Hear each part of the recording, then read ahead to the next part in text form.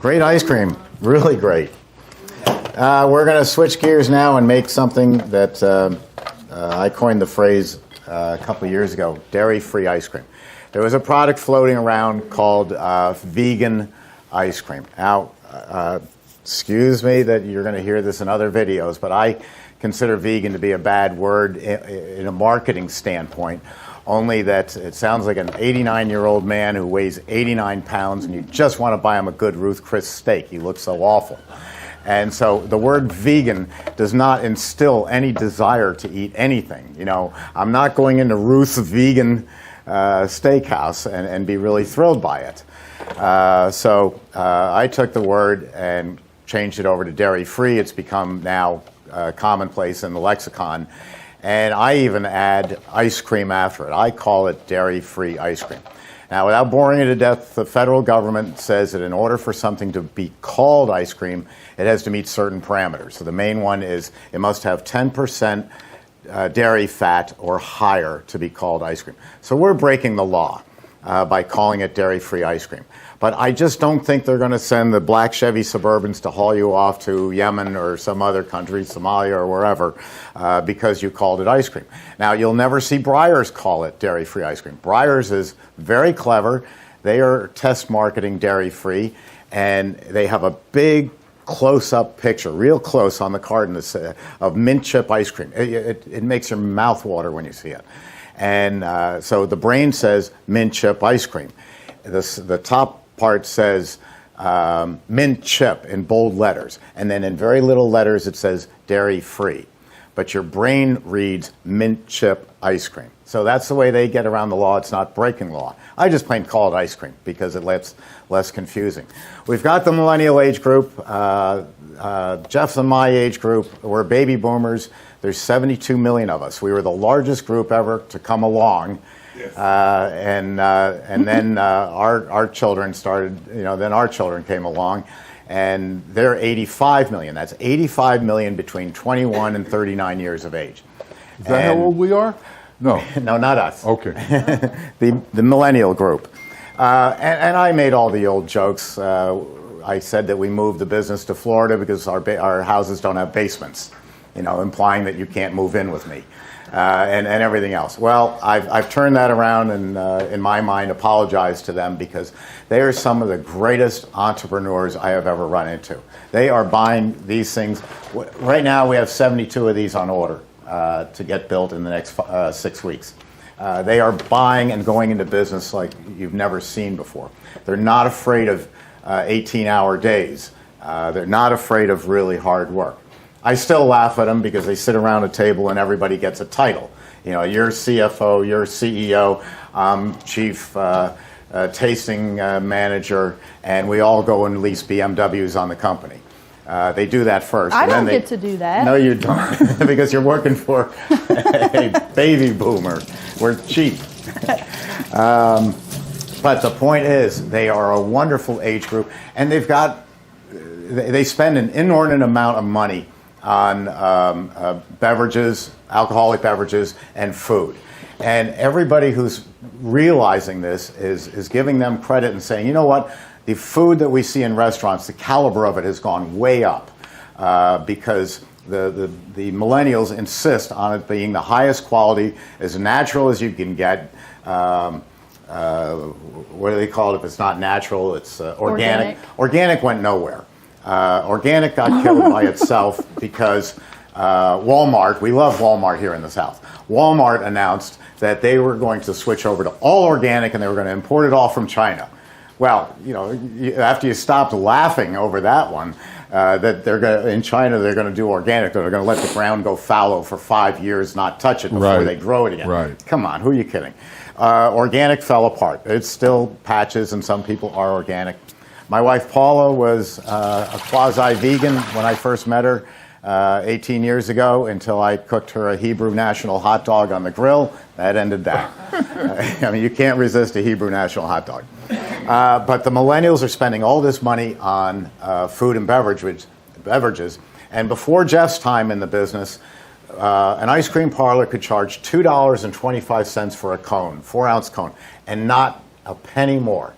because the general theory in the industry is if you went higher than $2.25, everybody's going to run to the store and buy Breyers. And we lived by that, and it held us back, and it made us make lousy ice cream from cans. The Millennials said, we don't care what it costs. Just give me the best you can, and I don't care what the price is. I'll pay for it. And now we're up on average $3, $4, $5 for a scoop of ice cream, and instead of 4 ounces, it might be 5 or 6. But we're getting a big price, we're getting big money for it, and they don't care about the profit. Along that line, which we can talk about another time, is pint sales.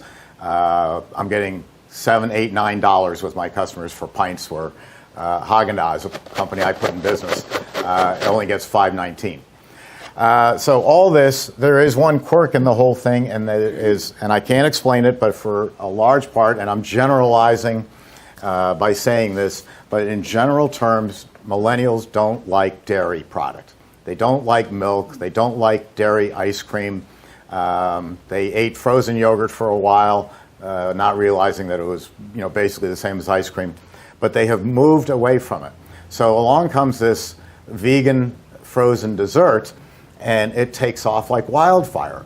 And where we used to depend on being the best store in the best location in the richest town for an ice cream parlor, now we can be on a back street in a little podunk town, and the millennials text to each other. They say, oh, I found this great place, Mystic Ice Cream, that sells this product, and here's the address of it. And they'll text it to 10 of their friends, who will text it to 10 of their friends. In 2 hours, there's 300 people in town that know that you're the only person in town with dairy-free. Christi will tell you about this particular product, this dairy-free that we're using. I've been doing dairy-free for 3 or 4 years now, but now we really have something that tastes great. So where'd you go? Right here.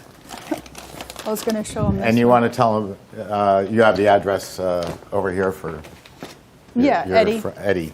Yeah. We're going to tell you, just say, when you call Eddie, Christi sent me. Yeah. So how many of you have had a dairy-free ice cream? Did you like it? Was it okay? Did it have It was good, actually. Yeah?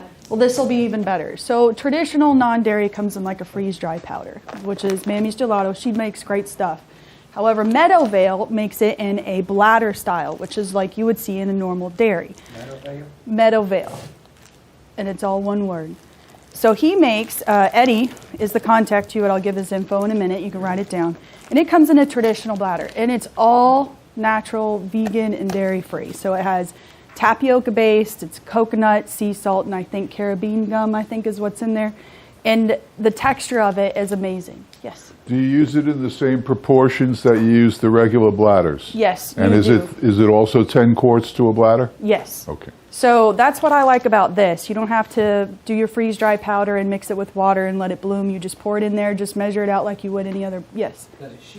Because I don't know where I'd get it up in my area. It gets shipped absolutely hard rock and frozen. That's how it gets shipped. And so you can put it right into your freezer and it freezes very well, and you can let it thaw out just like a normal bladder.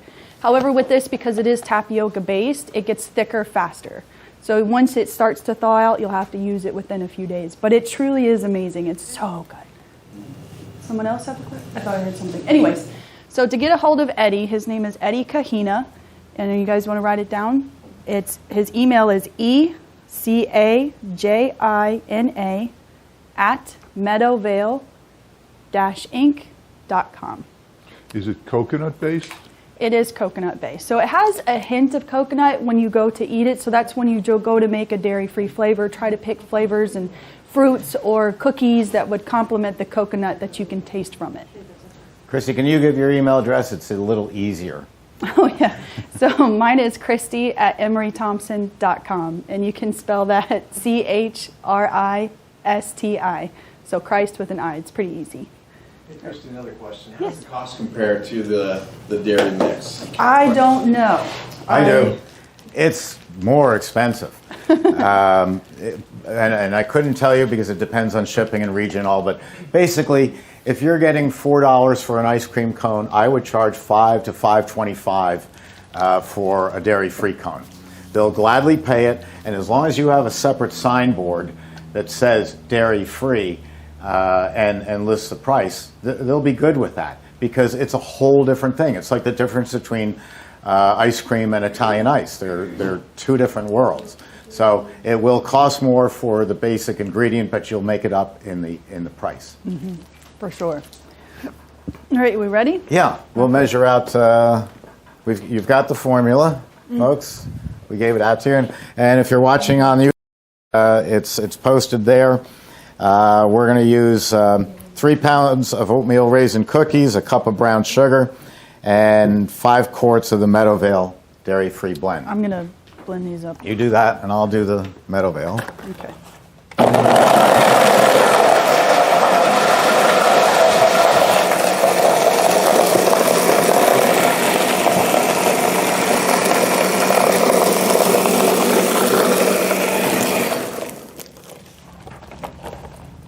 Ninjas are always loud. They're loud, but they sure do work. Yeah. Now, this is Jeff's technique, which has radically changed my ice cream. When I was doing M&M ice cream, I would throw the M&Ms into the machine, and they would grind up, pretty good. But they're a hard candy, and don't try it with any other machine; it'll break their beater system. But by freezing them first, that's the key, and then grinding it up, you're going to get much more surface area and a far better flavor. And a far better flavor.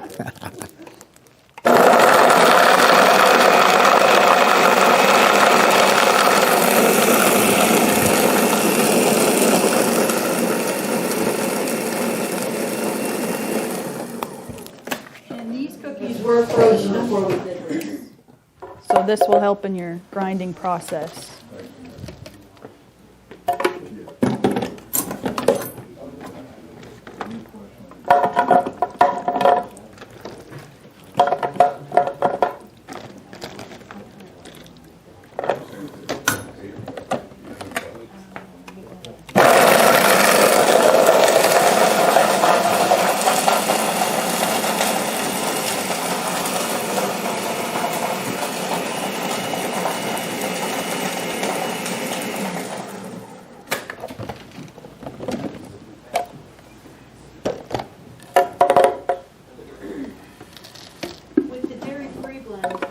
What's the fat content of it? Oh, I have no idea what the fat content is because it's not dairy fat. It's got to be low because it's coconut. It's not a dairy fat. Yeah, with butter fat. So you can't buy a higher or lower fat coconut product. I'm working here. All right, sorry.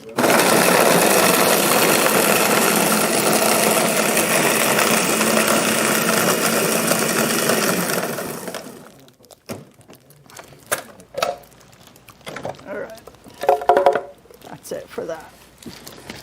Now this product has tapioca in it, and so that's why it comes out a little thicker and gloppier than a dairy product. That's normal. Okay.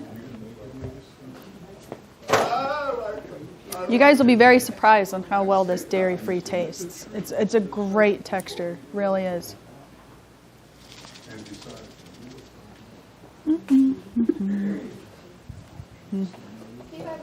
Yes. Christi, Go ahead. do you guys have connections with vendors in Canada for different dairy products at all? I can do that. There's only a couple. The good news, and we have those. One of them is called Moo Time Creamery. I'd have to look for the others. But the good news is under the new NAFTA that was signed, Wisconsin and other border states can now ship dairy into Canada. So in coming months and years, we're going to see a lot of that. It's going to open up the market to you quite well. Yeah, I only have dairies on my list for just the U.S. Okay, now the sugar, if you'll throw the sugar in. Into the machine. Yeah.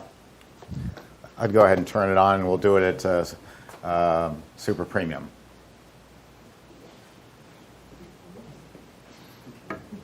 And I'm going to add some vanilla.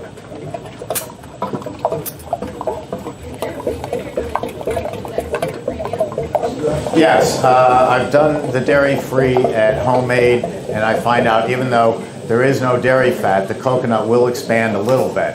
And the homemade setting was making it expand a little too much, so I'm going to cut it back a bit. I made a lot of product before I made that decision. You can go ahead. No, go ahead and do it. You want your freeze on now? I'm just looking. Yes, you can. So Christy's turning on the freezer. And even if we made a mistake and left something out, we can still taste it and go back without even turning off the freeze, because nothing's going to happen for the first 4 or 5 minutes.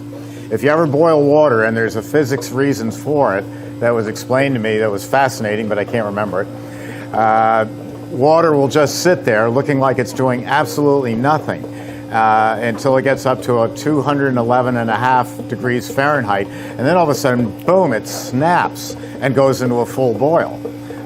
Dairy product is acting the same way, and all frozen products are acting the same way in freezing them, is they're getting colder and colder and colder. They're starting off at about 35 degrees, and they're going way down to about 27 with nothing happening, and then all of a sudden it hits a magic point and boom, starts turning into what you're making. So you've got the time.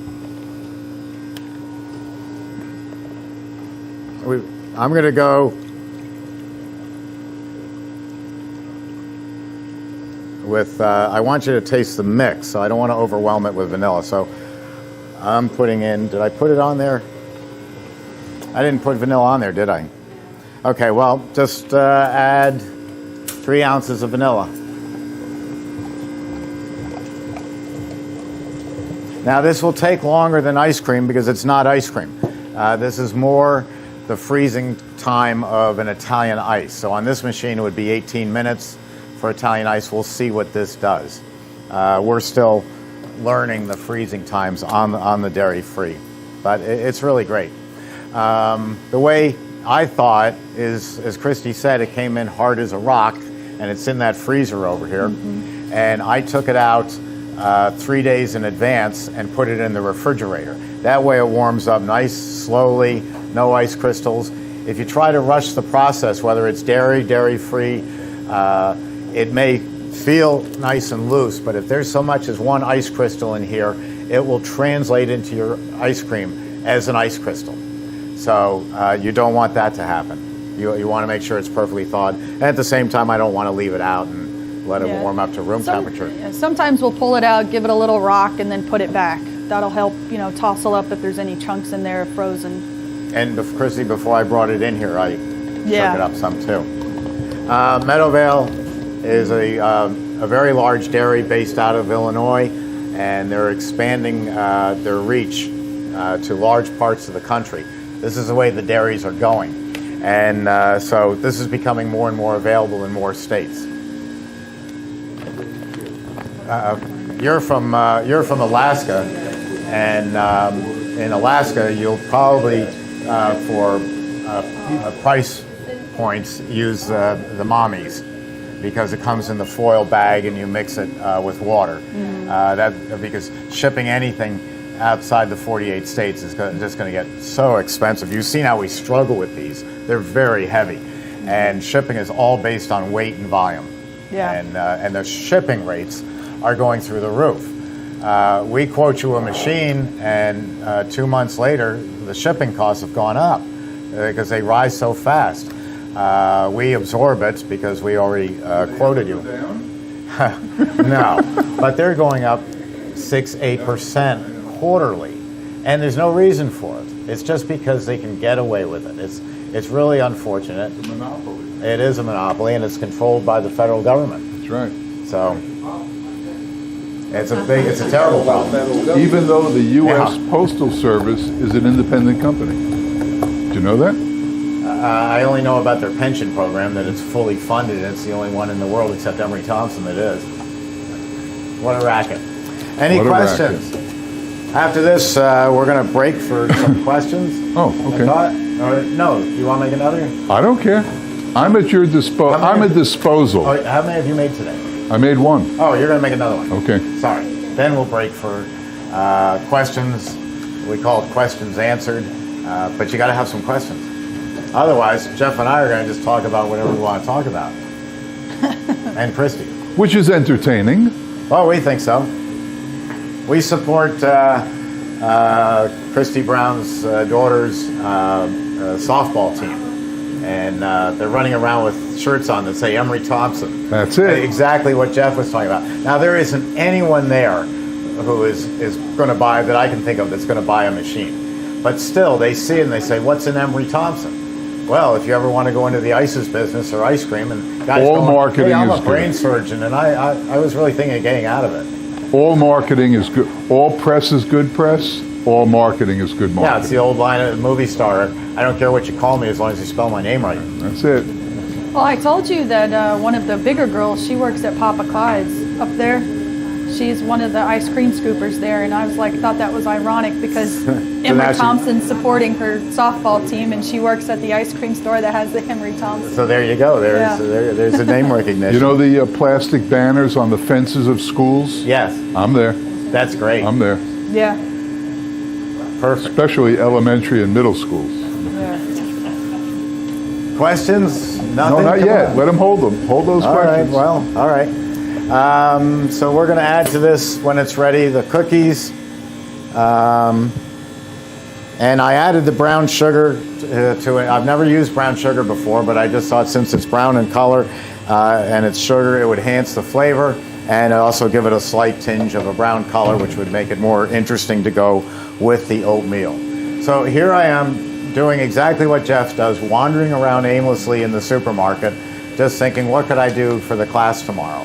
And then you just say, well, that pair, you know, a sommelier would go, well, this pairs nicely with this wine. Well, we just say, well, it goes with it, you know, so why not try it? And if it's a bomb, it's a bomb. I make one of the worst ice cream, well, I make a lot of worst ice creams, but my worst ice cream, according to everybody, besides Sharknado, besides avocado, besides acai berry, these are all great flavors. Acai is wonderful. It's fantastic. I like it. You don't like it? My wife likes it, and that's all that matters. She's happy. But I made coffee banana ice cream, and everybody goes, "Oh, that's a disgusting flavor." I don't care if it's disgusting or not. Everybody hates it so much that when I make 5 gallons of it, it all sits in that freezer untouched except for me. So I have a constant supply of ice cream that no one's going to touch. So there are advantages to making awful ice creams, but it's part of the experimentation. When Jeff makes something, it's a tried and true, even if it was made yesterday. But when we do it, it's just to see what will happen, and that's how you expand your business. Steve did. What's the matter? Oh, you making ice cream in this? Yeah. Oh, I thought we had discussed that's my machine today. The other one is But I washed your machine out for you, and I'll wash this out for you. rinse. That's all. Yeah. Get this Now, stuff now, out. boys. All right. Right. She's the card girl and the ref. All right. We gotta show this picture. Uh-oh. Can you tell who's who on that picture? Of course you can. I'm the one wearing the glasses. We had a caricature. Jeff had a caricature made of the two of us. Isn't that cute? You know, and I took one look at it and I said, boy, it sure is obvious who's the more handsome. And to quote a great rock and roll line, looking at that picture, one of the greatest rock and roll lines, I hope I die before I get old. Where did you have that done? Fiverr? Fiverr. You know them? Every hip person knows about Fiverr, Steve. Right. Listen, the one thing I'm not is hip. I am far from hip. How many people know about Fiverr? Okay. Oh, that's a lot. It's Fiverr. And these are artists 9 minutes. all around the world, Check from third world countries and small countries and impoverished areas, and they're artists.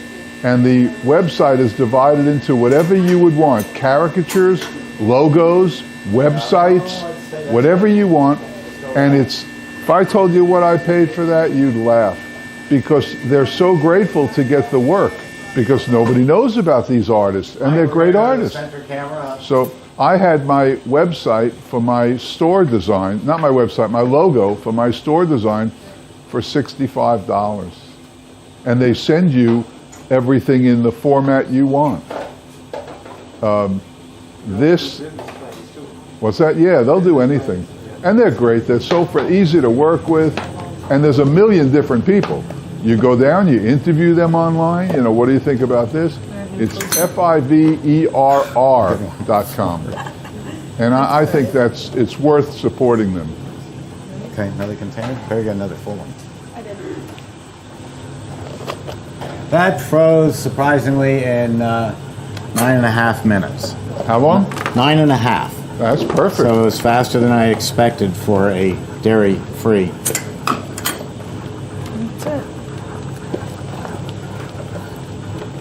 You know, Jeff made a point that I have seen, but it didn't register. He said that he turns off the refrigeration and waits 30 seconds. That's a very good idea because there is so much gas, we have so much energy in here of refrigeration. That's why we can do alcohol. That by getting it away from the barrel and back into the holding tank in that 30 seconds keeps you from hearing a grating sound of, even though the refrigeration's off and you're emptying the barrel, now you're leaving some ice cream frozen on the walls. By turning off the refrigeration switch and waiting 30 seconds while it pumps it back down, you won't have that happen. See, I'm full of them. Yeah, you are full of it. Is that what you said? Close. Okay. All right, I think this is going to be pretty good. The color is nice. Whoop, I got it stuck in the pan. All right. All right, we'll serve this up. Okay. Now, is this vegan ice cream? This is a vegan Yeah, ice it's cream. a vegan. With one exception. It's not pure vegan because we use the cookies. Chocolate chip cookies, sure. Yeah, if you used Oreo cookies, they're gluten-free. I don't know if they're vegan. I'd have to look at. I think they are. I don't think there's any dairy in them. Well, I got them right over there. We can check. Vegan just means no dairy. No animal. No animal. Yeah, no animal.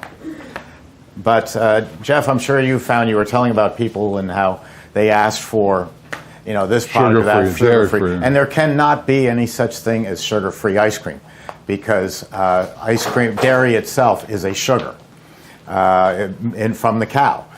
So it'll never be sugar-free. It can be no sugar added, but it can never be sugar-free. But Jeff's alternative was fascinating about the coffee. What I have always told people is you just can't always please everyone.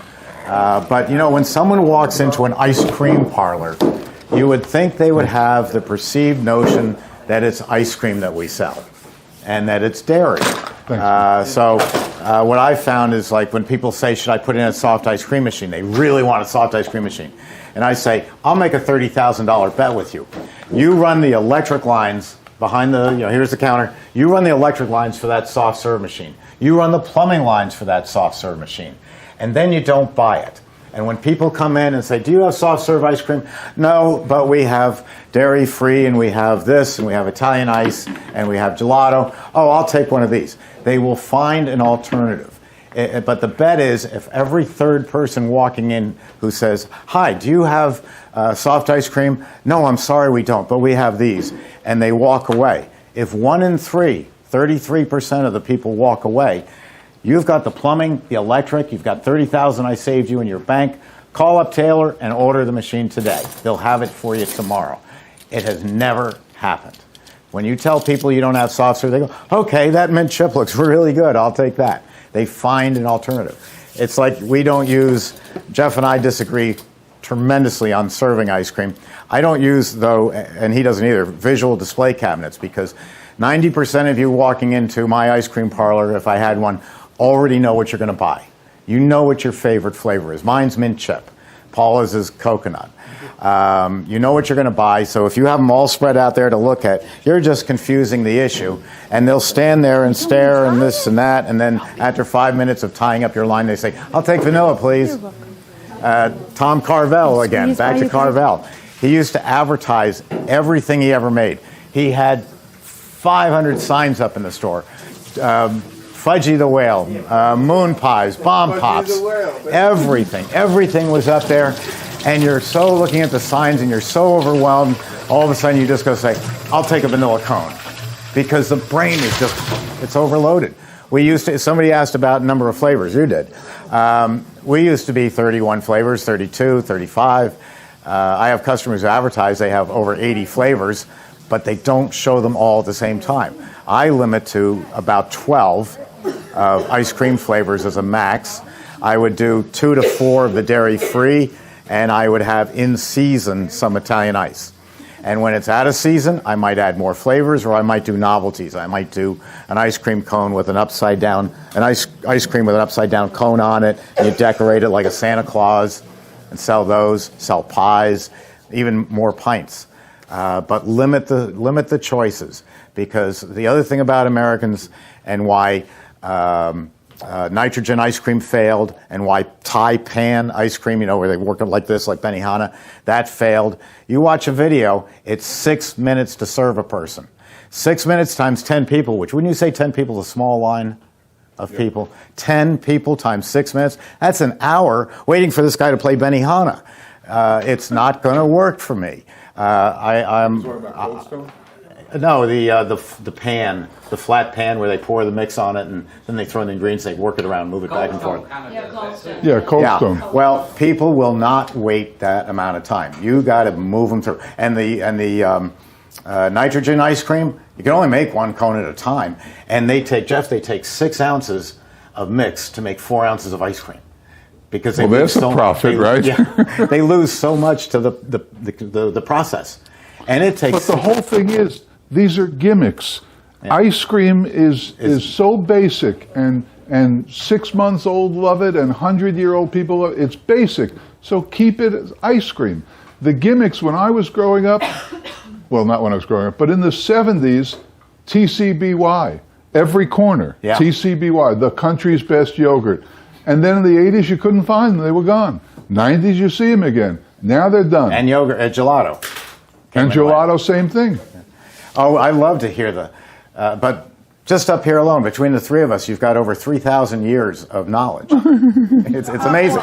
They can speak for themselves. I'm not that old. So. Well, Jeff, I had a guy call up. I don't know if I've told you this one, but he called up, young man. I could tell by his voice on the phone. And he had a new idea. He wanted me to sign an NDA, non-disclosure agreement. I said, I don't talk to anybody. You want to know about it? I don't talk to anybody. Just tell me what you're going to do. He said, well, it's an incredible idea. I'm going to take a homemade cookie, and I'm going to take some vanilla ice cream, and I'm going to put it on the cookie. I'm going to take a second sounds cookie, like a chip put witch it on to top, me. and I'm going to put it in a bag, and I'm going to sell them. I said, oh my gosh, that's amazing. What are you going to call it? He goes, I'm going to call it an ice cream sandwich. And I'm thinking, I think Jeff and I were eating these in the 50s, but he thought it was something new and different. well, where is he today? I don't know. He's homeless. He's probably with watching his thumb this and he's out. getting ready to sue me. One of those guys who for the rides his NDA. bicycle with the world on the back. Yeah. So what did you guys think of the dairy free? No? Didn't like it? No? Oh, it's amazing. You did? Yeah. The coconut jump right Okay. out. That's why you have It's to. like, if you don't, and I know that when I tell I'll make a banana split, and I just can say I put 10 ounces of coconut in 5 gallons, they're like, oh, I don't like coconut. If you don't like coconut, you darn sure won't like that. It jumps out big. Right, for and me. that's why you have to find things that complement that coconut that comes out. And Mammy's gelato, that freeze-dried, she makes one that's called Outrageous, and it is an oatmeal base versus a coconut base. But coconut base is very common in the dairy-free vegan industry. So the Outrageous doesn't leave an aftertaste, nor Look does at it the even mess taste you like made. coconut. I know. It doesn't even Look taste like around. oatmeal, really. You can't taste that oats. I prefer that over the Outrageous. But when it comes to Meadowvale's dairy-free mix, this is it. This is it for me.